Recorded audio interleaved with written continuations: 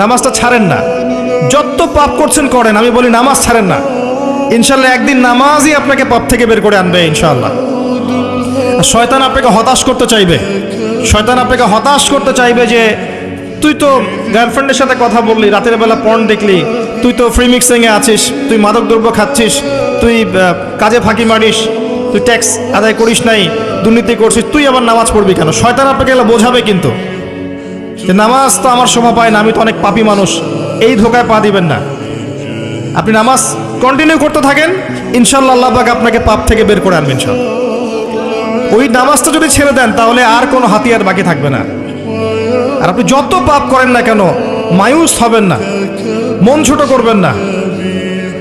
আপনার একটা সেজদা, যে সেজদা আপনি চোখের পানি ঢেলে দিয়েছেন আল্লাহর কাছে, যে আল্লাহ আমার ভুলগুলো তুমি মাফ করে দাও, আমার তওবা তুমি কবুল করো, ইনশাআল্লাহ দেখবেন ওই একটা সেজদা যদি কবুল হয়ে যায় আল্লাহ পাক আপনার সব গুনাহ মাফ করে দিবেন ইনশাআল্লাহ। ভুলেও ওই জিন্স এবং গেঞ্জি সংস্কৃতির মেয়েকে ঘরে তুলেন না, এই আপনার পরিবারটা জাহান্নামের টুকরা হয়ে যাবে। এই কাজ ভুলেও করতে যায় না।